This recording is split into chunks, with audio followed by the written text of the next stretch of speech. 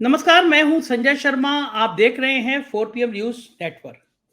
चंदे का धंधा खुल रहा है तो पूरा देश हैरान है। बड़ी बड़ी पार्टियां इसमें गोते लगा रही हैं, डुबकी लगा रही हैं। लेकिन भारतीय जनता पार्टी ने तो कमाल कर दिया। इधर नोटिस आया ईडी का, आदमी गिरफ्तार हुआ। पता चला कि ये बड़े बड़े घोटाले में शामिल है। अपराधी ने कहा कि मेरी पीठ में दर्द है और हाईकोर्ट ने तुरंत जमानत दे दी। जमानत मिलते ही साहब बाहर आते हैं और फिर करोड़ों रुपए भारतीय जनता पार्टी को इलेक्टोरल बॉन्ड से दे देते हैं। इस भ्रष्टाचार की कुछ कड़ियां जुड़ती हैं महाराष्ट्र से भी। महाराष्ट्र में भी एक बड़े बिल्डर का नाम सामने आया जिसने शिंदे सरकार को करोड़ों रुपए दे दिए। और किस लिए दे दिए? क्योंकि वो बड़ा बिल्डर है। महाराष्ट्र देश की आर्थिक राजनीति है।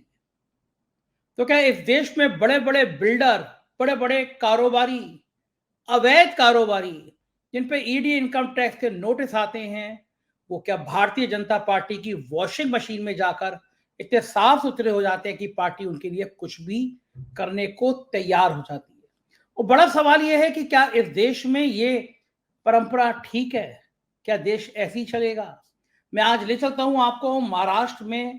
कांग्रेस के फायर ब्रांड प्रवक्ता हैं अतुल लौंडे जी, और उनके पास में मैं चलूंगा और अतुल जी से पूछूंगा कि आखिर महाराष्ट्र में ये सब हो क्या रहा है।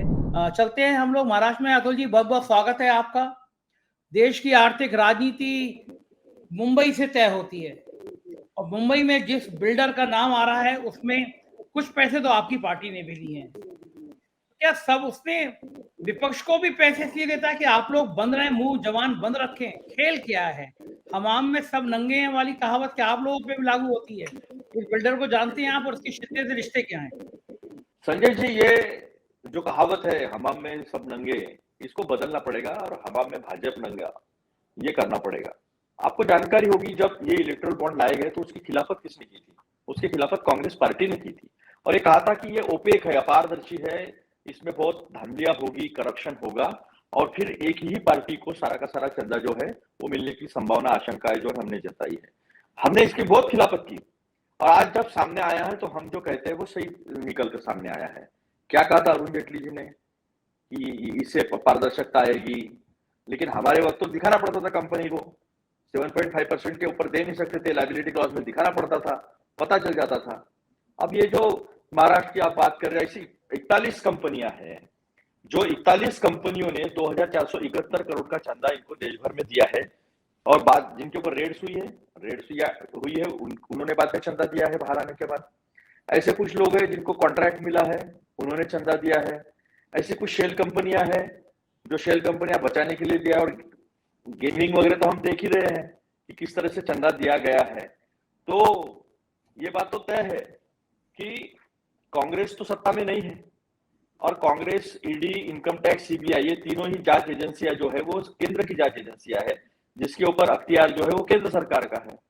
तो फिर कांग्रेस कहां से आ जाती है? और चुप रहने का सवाल होता तो हम चुप कहां बैठे हैं? इसके ऊपर लगातार सवाल हम खड़ा कर रहे हैं। और भाई, एक मोहम्मद जुबैर ने एक ट्वीट किया है। उन्होंने कहा है कि मुंबई बेस्ड कंपनी है बीजे शिर्के, उन्होंने कॉन्ट्रैक्ट लिया 4652 करोड़ का। कॉन्ट्रैक्ट का कंस्ट्रक्ट 20,448 फ्लैट प्रधानमंत्री आवास योजना में बनाए जाने थे। जुलाई 2000 में इन्होंने डोनेट किया 25 करोड़ रुपया शिवसेना, एकनाथ शिंदे वाली शिवसेना। 85 करोड़ रुपए शिवसेना को दिए जुलाई 2023 में। 2024 में इन्होंने 31 करोड़ रुपए बीजेपी को दिए, 2 करोड़ कांग्रेस को दिए और 1 करोड़ आप आदमी पार्टी को दिए। यानी कि इन्होंने 25 और 30, 60, 50, 60 करोड़ रुपए दे दिया और ठेका हासिल कर लिया 4652 करोड़ का। ये सुना जाता है कि ये जो साहब हैं, इनका बड़ा जलजला है। महाराष्ट्र में सब इनके आगे नतमस्तक रहते हैं। आप जानते हैं कुछ इनके बारे में? सत्ता के अंदर इनकी इतनी पकड़ कैसे है? नहीं, सिडको का काम ये बीडी शिर्के जी करते थे। इनके पास ही वो टेक्नोलॉजी थी लो कॉस्ट हाउसिंग की, और ये जाना माना नाम है गवर्नमेंट के काम करने में। लेकिन ऐसा कभी हुआ नहीं कि इन्होंने इतने बड़े पैमाने पे चंदा कभी दिया हो। अभी एक एक परतें, एक एक बात खुलते जा रही है। तो बीजेपी ने कमीशन चंदे के रूप में लिया, चंदा दो धंधा लो, ये जो है स्पष्ट तरीके से सामने दिख रहा है। तो ये दूसरा प्रकार है। 3-4 प्रकार जो मैंने आपको बताया कि एक ये वसूली भाई जो है ये दो वसूली भाई किस तरह से काम कर रहे हैं, ये स्पष्ट रूप से सामने आया है। एक तो आपको ईडी इनकम टैक्स और सीबीआई की रेड डलवाओ। अभी क्या हुआ है, इन्होंने सत्ता में आने के बाद इनकम टैक्स का सेंट्रलाइजेशन किया है, फेसलेस किया है इसको, और इसके सारे सर्वर दिल्ली में है, और दिल्ली में सारे रिटर्न जो है वो प्रोसेस होते हैं, दिल्ली, बंगलोर, 2-4 जगह प्रोसेस होते हैं। फिर वहां से इनको पता चलता होगा कि चलो भाई ये तो सेंट्रलाइज सिस्टम हो गया है, इसके पास इतना पैसा है, डालो इसके ऊपर रेड। ऑटो जनरेटेड स्क्रूटनी होती है, नए नए क्लॉजेस उसमें आते हैं, उस प्रकार कभी प्रॉफिट का क्लॉज चेंज होता है, कभी किस तरह से प्रॉफिट जंप हुआ है, शूट हुआ है, उसके ऊपर स्क्रूटनी होती है। तो इन लोगों के हाथ में ये सारी चीजें आ गई, सेंट्रलाइज हो गई, तो इनके लिए और करप्शन करना आसान हो गया। तो लोगों पे ईडी इनकम टैक्स की रेड डाली है। और एक मैं आश्चर्य की बात बताऊं, कोई मुझे बता रहा था कि जिन लोगों ने कांग्रेस को या विपक्षी दलों को चंदा दिया है, उन लोगों को बेहद बुरी तरीके से अभी सताया जा रहा है अधिकारियों की तरफ से, बीजेपी का नाम लेकर बुरी तरह से सताया जा रहा है, और उनको और उनसे पैसे ऐंठने का काम जो है वो चल रहा है। ये बातें खबरें भी सामने आ रही है, तो ये स्पष्ट रूप से चल रहा है। भाई बड़ा शर्मनाक है, प्रधानमंत्री योजना के तहत ये मकान बड़े गरीबों को दिए जाते हैं, बनाए जाते हैं, छोटे मकान होते हैं, छोटे फ्लैट होते हैं। 4,600 करोड़ का ठेका लेने के लिए 60 करोड़ रुपए रिश्वत। ये इतना मुनाफा जो है, आदमी अपने धंधे से कम करेगा, सीमेंट खराब लगाएगा, रेता खराब लगाएगा, उनका क्वालिटी खराब होगी। इससे ज्यादा भ्रष्ट तंत्र और क्या हो सकता है कि धंधे का इतना विकृत रूप देश के सामने आ गया, इतना खराब रूप सामने आ गया। जो अरविंदो फॉर्मा है उसका मैंने जिक्र किया, जिसको शराब नीति में आरोपी बनाया गया, उस व्यक्ति को पकड़ा गया, जेल चला गया, जेल में जाके कुछ बात हुई, सेटिंग हुई, कह रहा है हाई कोर्ट में गया कि मेरी पीठ में दर्द है। मेरे ऑफिस में भी लोग पीठ दर्द की बात कहते कहते मुस्कुराने लगते हैं, मजे लेते हैं कि छुट्टी मिलेगी या नहीं मिलेगी। और लेकिन पीठ दर्द पे हाई कोर्ट ने जमानत दे दी। बाहर आया, वो भारतीय जनता पार्टी को करोड़ों रुपए का चंदा दे देता है और फिर बाद में सरकारी गवाह बन जाता है। ऐसा लग रहा है मजाक चल रहा है देश में, पूरी दुनिया इस को लेकर मजाक उड़ा रही है कि भारत की जो रूलिंग पार्टी है वो भ्रष्टाचार का इतना नंगा नाच कर सकती है। क्या इस देश को ये दिन देखना बाकी बचा था? देखिए, उन्होंने पाकिस्तान से भी चंदा लिया।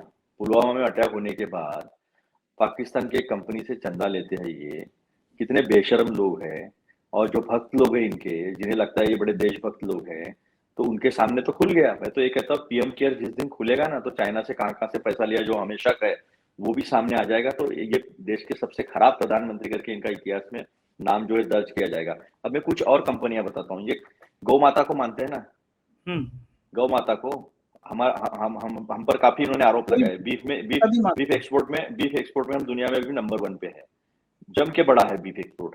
अभी इन्होंने कौन से बीफ कंपनियों से पैसा लिया वो भी बताता हूँ मैं। 3 नाम है। एलन सन्स प्राइवेट लिमिटेड, इससे पर चंदा लिया है। ऑलमाइटी फाइनेंस एंड इन्वेस्टमेंट, ये नाम फाइनेंस एंड इन्वेस्टमेंट का है, लेकिन इनका काम है कत्तल खाने का। स्लॉटर हाउसेस है। Aves trading and finance private limited और फ्रिगारी फिगो एलेना। ये 4 कंपनियों से जो बीफ का काम करती है, गोमाता को मारते हैं लोग, इनसे भी इन्होंने पैसा लिया है। अब बताइए मुझे आप कि इन लोगों ने कि किसी बात की कोई शर्म, कोई लिहाज कुछ रखा है? कुछ भी नहीं रखा है। और गोदी मीडिया होने की वजह से ये बच जाते, छूट जाते हैं।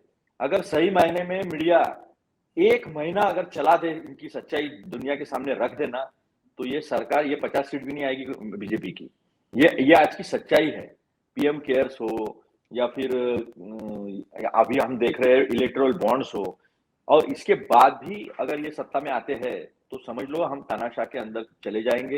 ये यूट्यूब भी भूल जाओ संजय भैया। इसके बाद में किसी को कोई काम नहीं करने दिया जाएगा। पकड़ो, उठो, ठूसो। मैंने तो ये भी सुना है कि बड़े बड़े पुलिस अफसरों की मीटिंग में ये कहा जाता है कि कहीं आपको डाउट है ना बीजेपी के खिलाफ काम कर रहा है, ये बीजेपी के खिलाफ आवाज उठा रहा है, उठा के जेल में डाल दो। ये देश में 15-20 हजार में एक वकील मिल जाता है। इस तरह की अगर सोच सरकार की होगी तो वो सरकार क्या करेगी? फिर 205 लाख करोड़ का कर्जा हो जाए, बेतहाशा बेरोजगारी बढ़ जाए, 18 से 25 साल की उम्र के लोगों में 44% बेरोजगारी है, किसान मर रहा है, अलग अलग तरह की योजनाएं ली जा रही है, और महिलाओं के साथ कितना अत्याचार हो रहा है, और देश के प्रधानमंत्री क्या कहते हैं, जान की बाजी लगा दूंगा। क्यों पहलवान बेटियों के वक्त जान की बाजी लगा देने का मौका नहीं था इनको? मणिपुर की बेटी आज जिस तरह से सैकड़ों केसेस हुई, एक केस हमारे सामने आई, वहां पर देश के गृह मंत्री जाकर आए, 3 दिन रहकर आए, तो उनको नहीं पता चला। जब इंटरनेट खुला और वो वीडियो सामने आया तो उसके बाद जनता को पता चला, और बेशर्मी से वहां का मुख्यमंत्री बीरेंद्र सिंह ये कहता है कि ऐसी सैकड़ों केसेस हुई है, तब जान की बाजी लगाने का मौका नहीं था इस देश के प्रधानमंत्री को, मिजोरम के चुनाव में तक नहीं गए हुए। तो ये सारी चीजें जो है ये मीडिया सामने लाता नहीं है। आपका बहुत बहुत शुक्रिया संजय भैया, आपका बहुत बहुत शुक्रिया कि आप जैसे बेबाक पत्रकारिता की वजह से कुछ बातें तो कुछ तो जनता के पास जा पा रहा है। हमारे विपक्ष की बात जो है वो बात हम रखने को मौका तो मिल रहा है, इतना ही लोकतंत्र बचा है।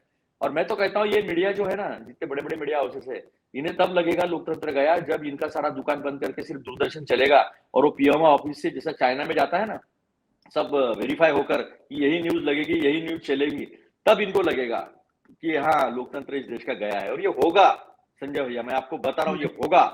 लेकिन कांग्रेस भी तो अपनी सशक्त भूमिका निभा नहीं पा रही। महाराष्ट्र में आपका संगठन ही, आपका इंडिया गठबंधन ही जाबोडोल होता हुआ नजर आ रहा है, प्रत्याशी तय नहीं कर पा रहे हैं आप लोग, अभी बड़ा विवाद सामने आता है बार बार। नहीं, कोई विवाद नहीं है, प्रत्याशी अपने काम से लग गए हैं। हम प्रकाश अंबेडकर जी का इंतजार कर रहे हैं, उन्हें 4 सीटों का हमने ऑफर दिया है, वो जैसे ही 4 सीटें बता देते हैं तो सारी चीजें जो है स्मूथली हो जाएगी। स्मूथली सब चालू है। अब बोलते हम कर नहीं पाते, क्या जला ले खुद को? हमारा नेता 4200 किलोमीटर पैदल चला, 6700 किलोमीटर उन्होंने फिर से दूसरी यात्रा की, क्या हम जला ले खुद को? क्या ये देश की जिम्मेदारी सिर्फ विपक्ष की है? बाकी संस्थाएं जो है वो गुलामी बनकर एक तारीख की सैलरी के लिए देश को बेचता हुआ देखे? ऐसा नहीं होगा ना संजय जी। वो कर रहे हैं, राहुल जी जितने बेबाकी से बात कर रहे हैं, राहुल जी पे इतने आरोप ये लोग करते हैं, लेकिन राहुल जी जो बात सामने रख रहे हैं, देश की बात कर रहे हैं, जनता में जाकर मिल रहे हैं। देश के प्रधानमंत्री तो आम घर से आए ना, लेकिन देश के प्रधानमंत्री के गाड़ी के 15 फीट 20 फीट आसपास कोई नहीं जा सकता है। और राहुल जी उस परिवार से आए हैं जिसमें सिक्योरिटी गार्ड ने ही इंदिरा जी को मार दिया था, राजीव जी को जमा कर लाना पड़ा, हाथ कहीं है पैर कहीं है, बम से उड़ा दिया था। उनका बेटा लोगों में जा रहा है, उसकी गाड़ी के इर्द गिर्द हजारों लोग रहते हैं। मैं था नासिक में, साथ में था मैं पूरे महाराष्ट्र में, इतने लोग इर्द गिर्द के, हमें डर लगने लगा था। और राहुल जी हंसते मुस्कुराते सबसे हाथ मिला रहे थे, सबसे बात कर रहे थे, लोगों की बातें सुन रहे थे। हमें डर लगा था कुछ हो गया तो क्या होगा। यहाँ तो एक्सपीरियंस है ना, तो वो सोनिया जी नेता है, उनकी जिम्मेदारी है, लेकिन माँ भी तो है ना। लेकिन मोदी जी ऐसे बताएंगे जैसे मैं बहुत गरीब घर का लड़का हूँ, 10 लाख का सूट पहनते हैं, 1.5 लाख का मेबैक का चश्मा पहनते हैं, और 20 फुट तक उनके आसपास कोई आ नहीं सकता। ये कैसा रोड शो है? 500 मीटर का रोड शो 5-5 घंटे दिखाया जाता है। ये इंसान 10,000 किलोमीटर चल के देश को नाप लिया, देश को समझ लिया, 5 मिनट नहीं दिखाते। गोदी मीडिया का नाम गोदी मीडिया ऐसी रखा गया है। एक सीट की बड़ी चर्चा है, वो प्रधानमंत्री जी के वो प्रतिद्वंदी भी माने जाते हैं, गडकरी साहब, और कहा जा रहा है कि कांग्रेस खुद चाहती है कि वो जीत जाए। नागपुर से टिकट विकट भी फाइनल, मजबूत आदमी सामने नहीं आ रहा। बिल्कुल मजबूत आदमी सामने आया है। विकास ठाकरे जी हमारे वहां के अध्यक्ष है, विधायक है, और 7-8 साल से अध्यक्ष है। सारी संगठन उनके साथ में, हम लोग सब उनके साथ में है, और देखना पूरी ताकत से हम लड़ने वाले उनके खिलाफ।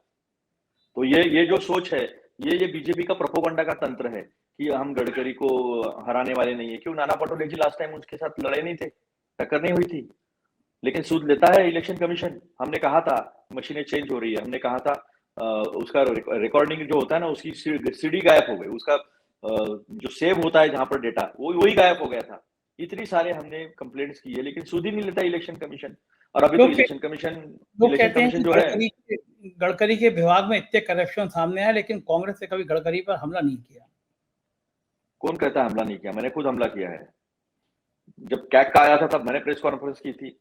जब उन्होंने कोविड के समय उन्होंने रेमडेसिविर और कॉल सेंटर का नंबर दिया था, तब भी मैंने उनके ऊपर क्रिटिसाइज किया था। और अभी भी ये बोलने वाले हम ही लोग हैं कांग्रेस के, जो 3,20,000 करोड़ का कर्जा किया है देश पर डिपार्टमेंट ऑफ हाईवे ने, मिनिस्ट्री ऑफ हाईवेज ने, ये हमने सामने रखा है। और वो अभी मैच्योर होंगे, सारे के सारे बॉन्ड जो है वो 2024 से मैच्योर होना शुरू हो जाएंगे। तो ये बातें हमने रखी है लोगों के सामने, मीडिया दिखाता नहीं है। हमने कितने आंदोलन किए, कितने रास्ते पर हम कितने बार आए। मैं खुद 2 बार जेल गया हूँ। देवेंद्र फडणवीस के घर के सामने मैंने अकेले ने आंदोलन किया है।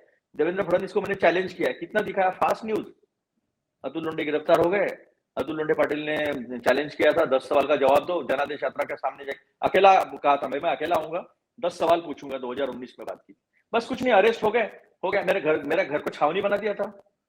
तो ऐसा नहीं है संजय जी कि हम सवाल नहीं खड़े करते। ये एक नैरेटिव सेट किया गया कि देश का विपक्ष कुछ नहीं करता। कोई नेता देश के इतिहास में उत्तर से दक्षिण और पूरब से पश्चिम नहीं चला है। मानवीय सभ्यता के इतिहास में मैंने नहीं सुना, मैंने ऐसा कोई उदाहरण नहीं सुना कि कोई दोनों तरफ से चलकर लोगों से मिला है, लोगों की बात, देश को समझने की कोशिश की है। तो इतना होने के बाद भी ये नैरेटिव सेट कर अभी अल्टरनेटिव नहीं है। अरे देश बहुत बड़ा है। जब मोहम्मद रफी, मुकेश और किशोर कुमार इनके सिवा सिंगर नहीं ऐसा कहा जाता था, एक सोनी इंडियन आइडल शुरू हुआ, घर घर से रफी निकले हैं, घर घर से किशोर कुमार निकले, घर घर से मुकेश निकले, हम देख रहे हैं। तो ये जो हवा बनाई जा रही है मोदी जी के बारे में, तो मोदी जी ने किया क्या है? क्या किसानों का इनकम डबल किया? क्या उनको 1.5 गुना एमएसपी दी? क्या 2 करोड़ रोजगार दिए? क्या लोगों को 15-15 लाख रुपए? अभी स्विस बैंक में काला धन पैसा धन बढ़ा है, काला धन आया तो नहीं, काला धन बढ़ा है। तो ये सच्चाई लोगों के सामने जितनी प्रखरता से और मुखरता से जानी चाहिए वो जा नहीं रही। एक ही उदाहरण दूंगा मैं आपको संजय जी, अभी एक हत्या की है किसी मुस्लिम ने 3 बच्चों की, यूपी में।